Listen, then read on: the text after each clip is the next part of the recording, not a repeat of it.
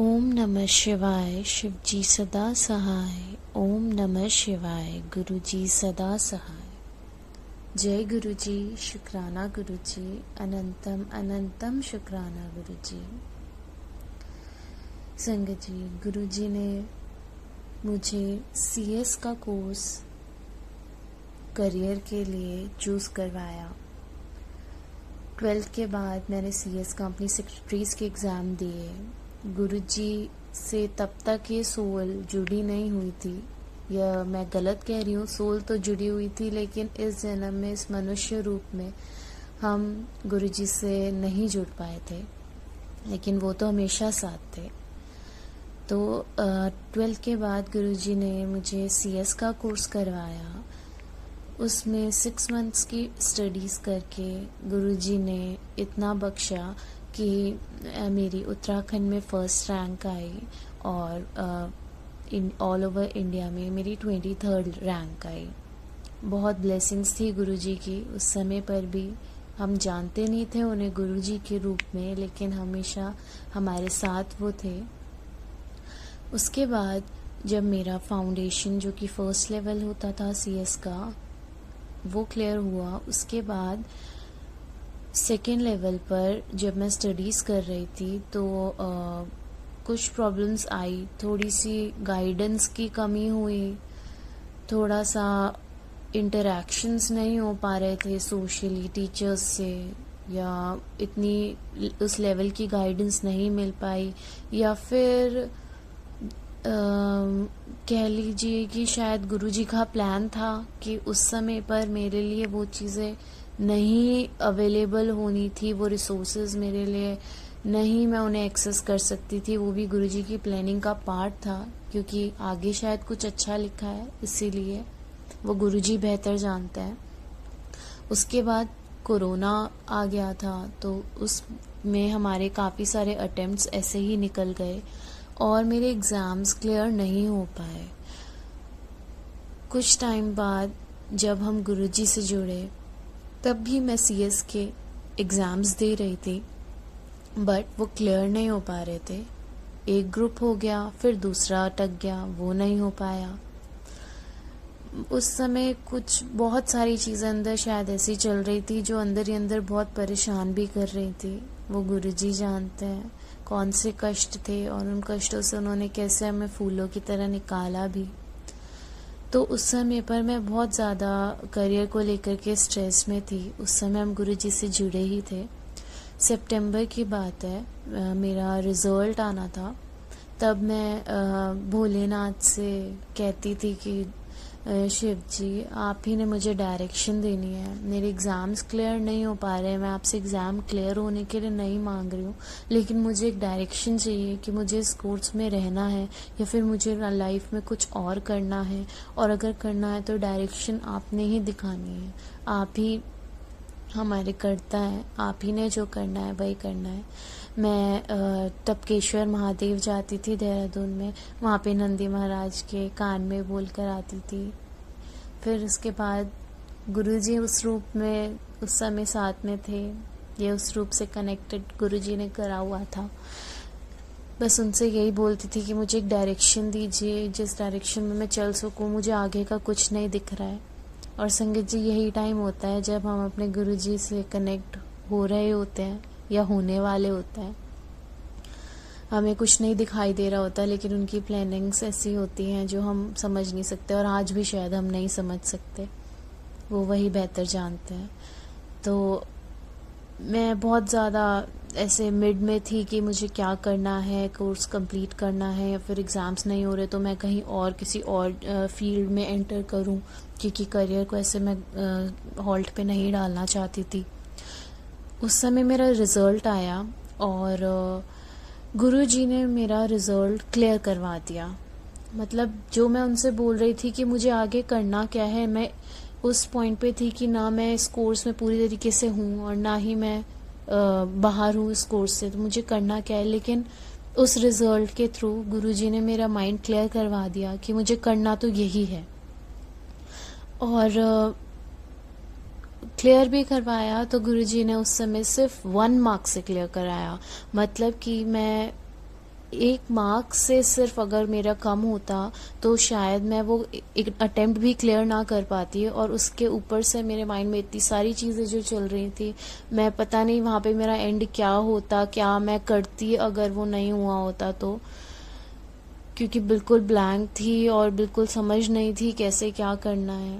अब तो पूरी डोर गुरुजी के हाथ में है, वो जैसा जो करा रहे हैं वो करना है, ना ही कुछ मांगना है, बस ये है कि जो गुरुजी ने प्लान कर रखा है वो सब वो करते रहेंगे। तो उस समय पर गुरुजी ने मुझे वो रिज़ल्ट दिया, पॉजिटिविटी मेरे अंदर लाई गुरुजी, और वहाँ से फिर मुझे ये हुआ कि अभी मुझे इसी डायरेक्शन में काम करना है। उसके बाद उस दिन मैं काफ़ी रोई भी, इमोशनल भी हो गई कि गुरुजी, मतलब मेरा ऐसे एग्ज़ाम क्लियर हो गया। उस समय गुरुजी से कनेक्ट हुए ही थे तो बहुत ज़्यादा एक और पॉजिटिव फीलिंग आई कि शायद मेरे गुरुजी ही हैं जिन्होंने मुझे ये एक मार्क्स दे करके मेरा एग्ज़ाम क्लियर करवाया, मुझे डायरेक्शन दिखाई कि मुझे यही करना है। वो एक इंसिडेंट हुआ जिससे मैं गुरुजी की तरफ और क्लोज आई। कहने को संगत जी मटीरियलिस्टिक चीज़ें हैं ये सारी, लेकिन फिर भी शायद गुरुजी उस समय पे वही एक ज़रिया चुन रहे थे, धीरे धीरे एक एक कदम शायद हम बढ़ा पाए गुरुजी की तरफ, तो वो एक रीज़न बना उस कदम का। उसके बाद कुछ टाइम बाद मेरी तबीयत थोड़ी ठीक नहीं रह रही थी, मतलब मेरे को फ्रिक्वेंटली काफ़ी स्टमक एक वगैरह हो जाया करते थे। तो दिवाली का टाइम था, तो मैं अपनी मासी के यहाँ लुधियाने गई थी कुछ दिनों के लिए। तो वहाँ पर मुझे थोड़ा सा मतलब मैं परेशान थी कुछ चीज़ों को लेकर के, फैमिली या फिर करियर, यही सब बहुत सारी चीज़ें माइंड में चलती थी। तो मैं मासी से ऐसी बातचीत कर रही थी। उसके बाद मेरे एकदम से मैं वॉशरूम जाती हूँ तो मेरे यूरिन में मुझे ब्लड पास होता हुआ दिखता है। तो मैंने मासी को बताया, मासी मुझे डॉक्टर के पास लेकर के गए। वहाँ पे पहले हम केमिस्ट के पास गए थे, तो फिर उन्होंने रिकमेंड करा कि आप एक बार डॉक्टर को दिखा के प्रिस्क्रिप्शन से एक बार आप स्कैन करवाओ, अल्ट्रासाउंड करवाओ, चांसेस हैं कि स्टोन हो सकता है ये। तो अब हमने डिसाइड करा कि हम डॉक्टर को दिखाते हैं एक बारी। तो डॉक्टर को जिनको हमने दिखाया वो भी गुरुजी की ब्लेसिंग थी कि गुरुजी ने उनके पास वहाँ भेजा। इतनी अच्छी डॉक्टर थी वो, मौसी मुझे उनके पास लेकर गए, उनसे इतनी अच्छी सारी बातें करी उनसे, मतलब पता नहीं क्या हुआ, मैं इतनी ज़्यादा ओपन अप हो गई। मैं अपनी पर्सनल चीज़ें, फैमिली से रिलेटेड चीज़ें, सब चीज़ें मैंने उनके साथ खुल के डिस्कस करी। फिर ये स्टोन्स की बात आई, उन्होंने होम्योपैथिक कुछ मेडिसिन्स दी तो वो चली, क्योंकि मौसी हमने यही डिसाइड करा था कि मैं अभी दूसरे ही दिन मुझे देहरादून जाना ही है, तो वहीं पर जाकर के हम आगे के जो भी टेस्ट हैं वो कंटिन्यू करेंगे। तो हुआ ये सब कुछ, फिर हमने देहरादून आ गई वापस अपने घर। वहाँ पर अल्ट्रासाउंड करवाया, अल्ट्रासाउंड में स्टोन्स आए। स्टोन्स आने के बाद गुरुजी की मेहर से वो पेन कभी नहीं उठा था, लेकिन वो जो यूरिन के साथ ब्लड पास हुआ था उसकी वजह से गुरुजी ने एक वो दिखाया कि कुछ तो दिक्कत है, और उतने से ही में ही शायद मेरा वो कष्ट, उन्होंने जो दर्द, पेन इतना ज़्यादा कहा जाता है होता है, उसको उसी में ही निकाल दिया गुरुजी ने। उसके बाद वो टेस्ट हुए, अल्ट्रासाउंड में स्टोन्स आए, एक बार टेस्ट करवाया, फिर उसके बाद डॉक्टर्स के पास गए, होम्योपैथिक डॉक्टर्स के पास गए, एलोपैथिक डॉक्टर्स के पास गए। एलोपैथिक डॉक्टर्स ने क्लियरली बोल दिया कि आपका ऑपरेट ही होगा, बिकॉज ये पाइप के मिड में है कहीं पर स्टोन, तो ये लेज़र से हम करेंगे, बस एक दिन के लिए एडमिट होना पड़ेगा एंड इजीली ये सब हो जाएगा।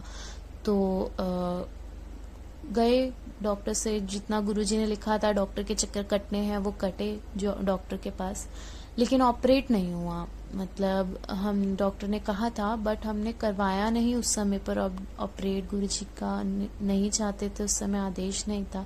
हम तो बिल्कुल गुरुजी के हाथ में ऐसे डोर दी हुई है कि गुरुजी जो कर रहे हैं आप करना। गुरुजी ने कभी मना नहीं, गुरुजी हमेशा कहते डॉक्टर के पास तो जाना ही है। बाकी दवाई भी उनकी ब्लेसिंग से लगती थी, तो उनसे ब्लेस करवा के गुरुजी हमें दवाइयाँ खिलाते थे। तो डॉक्टर ने ऑपरेट के लिए बोला, ऑपरेट नहीं हुआ। फिर कुछ दिन और हुए, अल्ट्रासाउंड कराया, होम्योपैथिक मेडिसिन चल रही थी, जो चीज़ें कहते हैं ये नहीं खानी वो नहीं खानी, वो सब कुछ प्रोहिबिट कर रखा था। फिर क्या होता है कि घर में कुछ, अब मैं थोड़ा सा आगे बढ़ के बताती हूँ, कुछ महीनों बाद, काफ़ी महीनों बाद इनफैक्ट गुरुजी ने उसके बीच में बहुत कुछ हुआ, अभी मैं वो सब स्किप करके आपको बाद में बताऊंगी। बहुत कुछ बड़ी चीज़ें हुई। उसके बाद गुरुजी ने एक, हमारे घर में गुरुजी आए, गुरुजी ने सत्संग अरेंज करवाया, अपना दरबार लगवाया। उस दिन क्या हुआ कि गुरुजी ने मुझे सेवा दी थी उनका दरबार लगाने के लिए, मम्मी को किचन की सेवा दी थी। तो मैं गुरुजी का दरबार, गुरुजी का चोला लगा रही थी, दरबार सजा रही थी, फूलों से गुरुजी को के दरबार को डेकोरेट कर रही थी। ये सेवा गुरुजी ने करवाई, उन्होंने बख्शी। और जैसे हम जानते हैं कि सेवा आपको ऐसे ही नहीं मिलती है, हर सेवा का कुछ ना कुछ अर्थ होता है। कोई संगत, कोई अंकल आंटी आपको सेवा नहीं देते हैं। जो भी सेवा मिलती है वो देने वाले सिर्फ और सिर्फ गुरुजी हैं। उस सेवा को देके वो हमारे कष्ट काटते हैं, हमें इतना ब्लेस करते हैं, हमें पता भी नहीं होता कि हमारे कौन से कष्ट कट गए उस सेवा को करके। हम पहचान भी नहीं पाते हैं। आने वाले टाइम में हो सकता है हमें पता भी लगे, लेकिन वो भी हमें पता नहीं होता कि कितना कष्ट था, कितने % में वो कट गया। तो उस दिन क्या होता है, मुझे गुरुजी ने दरबार की सेवा दी। मैंने दरबार गुरुजी ने अपना डेकोरेट करवाया। उसके बाद मैं चेंज करने के लिए उठी। संगत आने वाली थी, गुरुजी आने वाले थे, टाइम हो रहा था सत्संग का। तो मैं उठी और मैं चेंज करने गई। चेंज करने से पहले मैं वॉशरूम गई। वॉशरूम में जब मैं गई तो मेरी यूरिन के थ्रू एक पथरी पास हो गई। छोटी सी सेवा गुरुजी ने ली दरबार से जाने की, और उस सेवा से, सिर्फ उस जरा सी सेवा से गुरुजी ने वो स्टोन बाहर निकलवा दिया जिसके लिए डॉक्टर्स ने कहा था कि पथरी ये वाली बीच में अटकी हुई है पाइप के, और ये इजीली पास ऑन नहीं होगी। वो पथरी गुरुजी ने एक सेवा से निकलवा दी। छोटी सी सेवा, अपनी छोटी तो नहीं, गुरुजी की सेवा तो हम उसको कैलकुलेट, उसको डिटरमाइन कर ही नहीं सकते कितनी वैल्यूएबल है हमारे लिए। उस सेवा को देके गुरुजी ने मेरी वो स्टोन निकलवा दी, और मेरा वो कष्ट जो मुझे पता भी नहीं है, आज भी नहीं पता है वो कितना बड़ा था, कितना % मेरे ऊपर आना था, क्या मेरे को तकलीफें हो सकती थी उससे, वो गुरुजी ने ऐसे ही कटवा दिया। और उसका मुझे कोई दर्द नहीं हुआ, कुछ और एहसास नहीं हुआ। सिर्फ उस इनिशियल जो मुझे ब्लड यूरिन हुआ था, वो भी इसीलिए शायद गुरुजी ने पास करवाया था ताकि हमें पता लग सके, मेरे स्कैन्स हो सके, अल्ट्रासाउंड हो सके कि ऐसा कुछ भी है बॉडी में।